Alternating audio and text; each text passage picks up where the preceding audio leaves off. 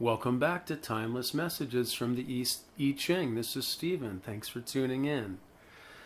So this is a bit of a departure. I'm doing a case study. I've been interested in investing in a particular stock in the stock market, and I haven't known when would be the best time to invest. And so I've been seeking guidance not only through a process of asking creator through a pendulum when would be a good time to purchase and when the stock would go down to a significantly lower rate, so a more abundant amount of shares could be purchased. But also I thought consulting the I Ching could be a wise approach, and so my question to the I Ching, to the creator actually, through the I Ching is, let me find that question, 1 second please. Is it the most favorable for me to purchase this particular stock in February 2023? Is it the most favorable for me to purchase this particular stock in February 2023? Okay, moving on from there, you can see the picture I have up is oppression and exhaustion is the first hexagram, number 47, and that changes to a hexagram called treading. Now, because these two hexagrams are fairly difficult to understand, I'm going to weave some other information into this from a different interpretation by Hilary Barrett, her book entitled I Ching, Walking Your Path, Creating Your Future. And I think that her language and interpretation here will be very helpful as well. So let's get started with the first hexagram, oppression and exhaustion. In fact, I'm going to start with that right now. So one of the key questions that Hilary puts forth is, what if you could only rely on yourself? Who are you when you are alone? And so the oracle, confined, creating success, constancy of a great person, good fortune, not a mistake. There are words, no trust. So in this interpretation, the name of the hexagram is also confined or confinement. The Chinese character for confined or oppressed shows a tree completely encircled by walls, an image of entrapment and isolation. You are cut off and cannot reach out to others. Well, and this has definitely been the wintertime experience here in northern Michigan, what I've been dealing with, feeling isolated and kind of cut off. The great person finds good fortune in constancy to an inner ideal. So being devoted to an inner ideal.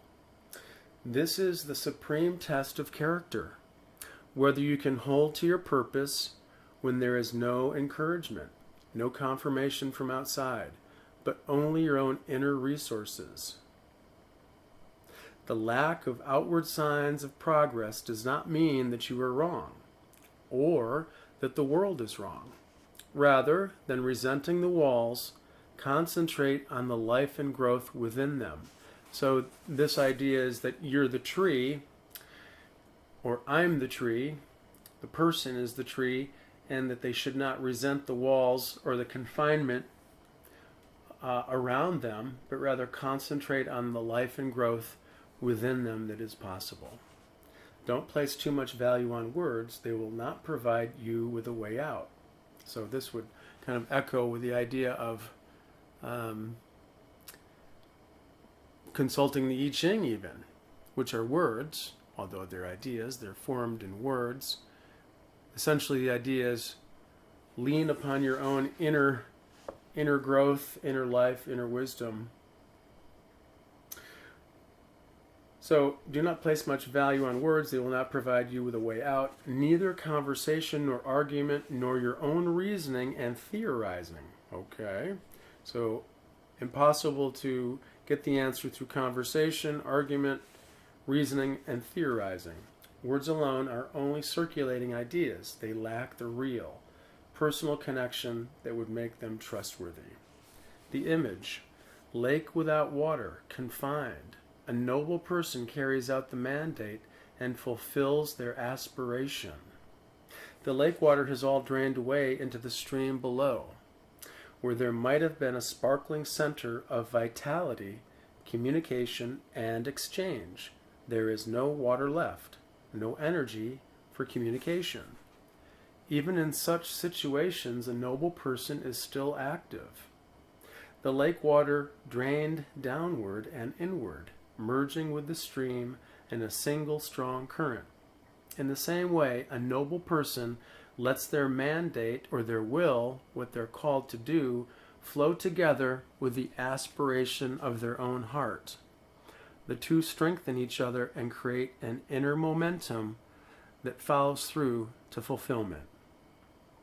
Pushing upward and not reaching an end is naturally confining.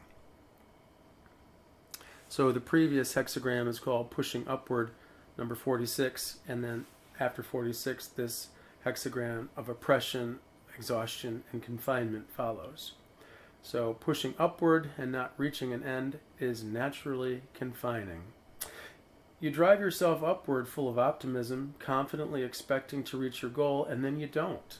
And so you find yourself feeling trapped, exhausted by the climb, and also profoundly shaken and betrayed by the way things have failed to work out as they should.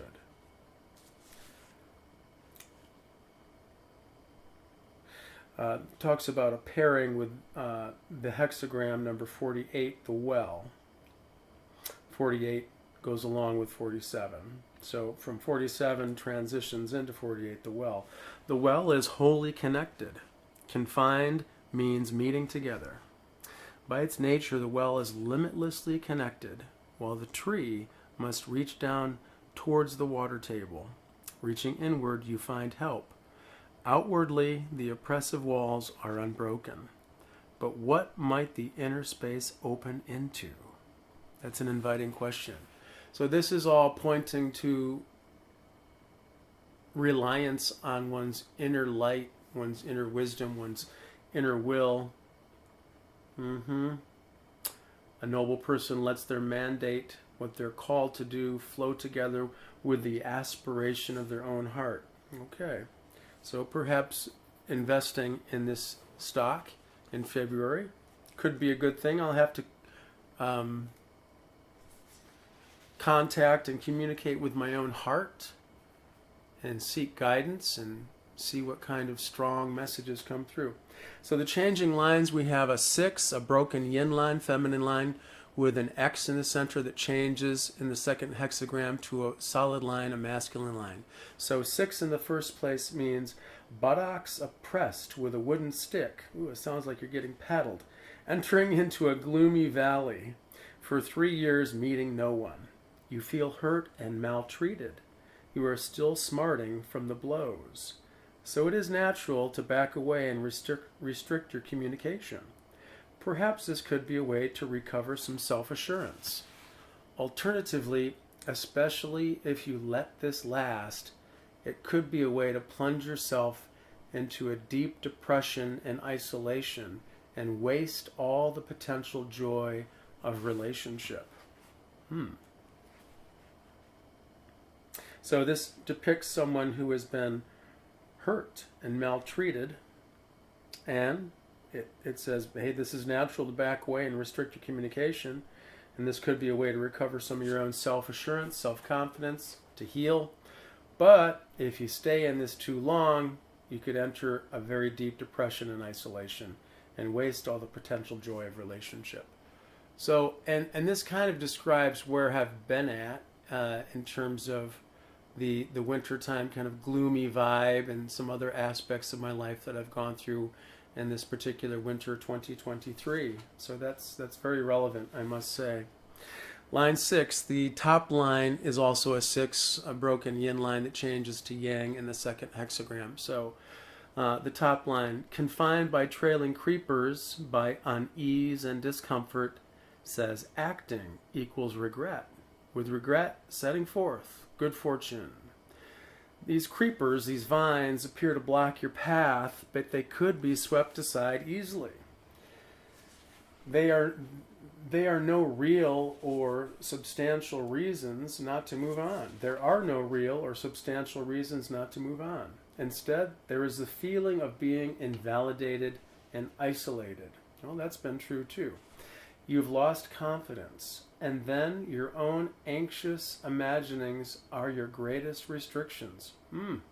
Anxious imaginings, oh, if I invest in that stock, maybe it will go down and never come back up again. You feel unhappy where you are, but convince yourself that any action would make things worse. I'll read this again. You feel unhappy where you are, but you convince yourself that any action would make things worse. This is not true. So here we have a hopeful message of reliance on the inner, and also talking about isolation and getting into a depressive state if a person, myself, stays in this place. There has been hurt and maltreatment, poor treatment, so it's natural to back away and restrict communication. This is from the past, though. Should not be allowed to mandate the current or future, the current time or the future. And there are things that appear to block my path, but they're not substantial. They're not substantial and they're not real. There's a feeling of being invalidated and isolated. This is true. You lose confidence or have lost confidence. I think that that's probably relevant too. And then anxiety, anxious imaginings are your greatest restrictions, such as, well, if I invest in this stock, I could be, this could be very detrimental. But it could also be really great too. You feel unhappy where you are, but convince yourself that any action would make things worse.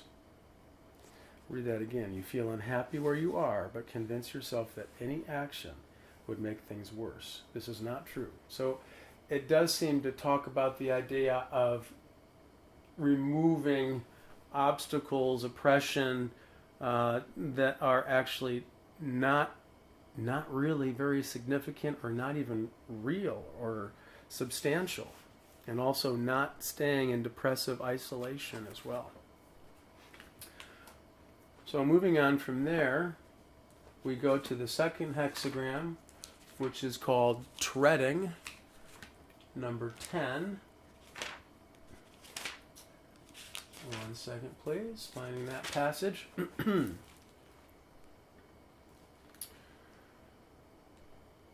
The name of the hexagram means, on the one hand, the right way of conducting yourself.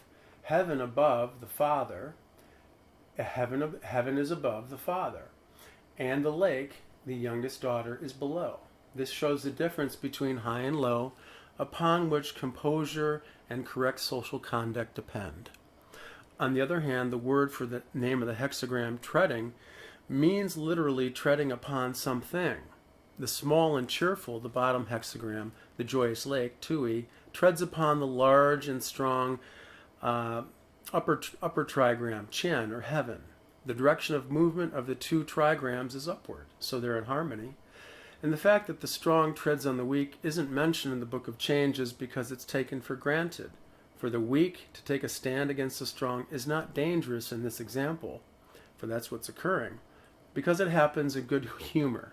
Tui is lighthearted and joyous, and without presumption, so that the strong person is not irritated, but takes it all in good part. So, treading upon the tail of the tiger, it does not bite the person. Success. Where is the tiger? Do you know how to work with such power? There are tigers in the outer world and also inner tigers. As you get close, it's good to recognize the tiger for what it is. Treading the tiger's tail is perilous, dangerous. Yet, if you can move in harmony with it, you can invite the tiger's power into your own life as protection, fertility, and blessing. And to do this without getting bitten requires both skill and care. Look to the power and intensity you are drawn to in this situation its specific danger is there, but also its potential gift. So I do have a cat, and I have inadvertently stepped on its tail a few times, not knowing it was right there. Boy, he really lets me know he's not happy. He hisses big time. So I can attest to this, that treading on the tail of the tiger is dangerous, perilous for sure. And this talks about the idea of my question. There is a peril, a danger to doing an investment of this nature. Its specific danger is there, as is pointed out. But in this situation, it also has a potential gift. So both of those scenarios are present, two different sides of the coin. So that has to be taken into consideration, because if I let anxious thoughts take over, then I'd probably just allow the specific danger, that side of the coin, to rule my decision. But if I can also see the other side of the coin, that, well, hey, there is a silver lining here, and that this could really be a wonderful investment, and that's the potential gift. And recognizing how to work with this power without getting bitten requires skill and care. Okay, heaven above, lake below, treading. A noble person discriminates above and below, and makes a place for the people's aspirations. The depths of the sky are reflected in the lake as it dances below heaven. An awareness of other dimensions of reality enters inner dialogue, and this becomes aspiration. It's as natural for people to aspire, to hope, to dream, to shoot for things, as it is for the lake to reflect, to go inward. By marking out the difference between above and below, a noble person shows there is a direction to travel and a distance to cross. This means differentiating the ideal you aspire to from your step-by-step progress as you follow it. Things are tamed. The previous hexagram is taming. Number 9, things are tamed, and then there are the rituals. And so treading follows. Treading this hexagram.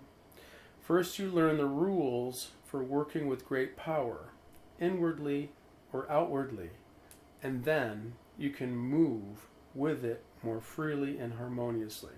Read that once more. First, you must learn the rules for working with great power, inwardly or outwardly, and then you can move with it more freely and harmoniously.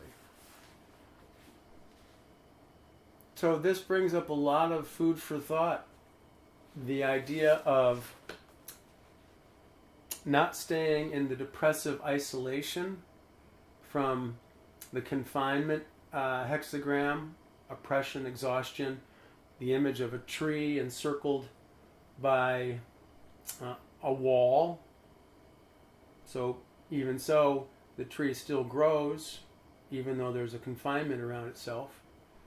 And the person doesn't ideally want to stay in this confinement or this oppression and exhaustion, because they would only create the potential for a very deep depressive isolation to continue, and all joy that could be experienced by relating to other people could be wasted. That's one idea. So it's a hopeful idea. It talks about the idea of essentially getting away from restrictions from the past hurts that were inflicted upon a person, breaking away from those past hurts, and opening up communication again. And then the idea of vines or creepers appearing to block the path, but they actually don't. They don't provide any real reason not to move forward. And there's a feeling of being invalidated and isolated, a loss of confidence, anxiety. These are and then anxious imaginings, delusions, I would say, ideas that we believe to be true, but they're not true, are the greatest restrictions. Person feels unhappy where they are, but convinces themselves that any action would make things worse. This is not true. So this really is talking about the idea of combating these depressive states of mind, this past pain, not letting anxiety, anxious imaginings allow to be these restrictions any longer, recognizing that there's a displeasure or unhappiness where the person is at right now, and they've convinced themselves that any action would make things worse, but this is not true. So this seems to open up the idea of moving forward potentially toward the possibility. And then moving on to treading, it talks about two sides of a coin, the danger, but also the blessing, the potential gift. Stepping on the tail of the tiger is the danger. We don't want to, awaken some sort of problematic situation.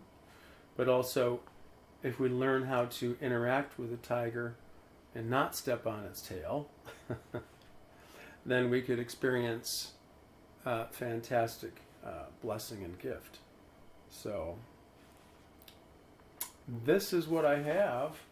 It's a lot of food for thought in terms of there's a lot to think about here, and I probably will listen to this reading at least once or twice more and try to get more guidance as I listen to it with a more passive state of mind. So just to refer back to treading again from the other manual, in terms of a human situation, a person is handling wild, stubborn people who are very difficult to deal with. And in such a case, the person's purpose can and will be achieved if they behave with manners. For pleasant manners succeed even with irritable people. Interesting.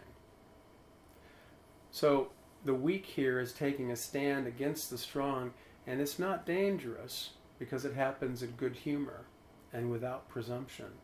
So the strong energy, the strong person, the strong power is not irritated but takes it all in good part. So much to think about for me. It's with the I Ching, it's not going to be giving me a yes or no.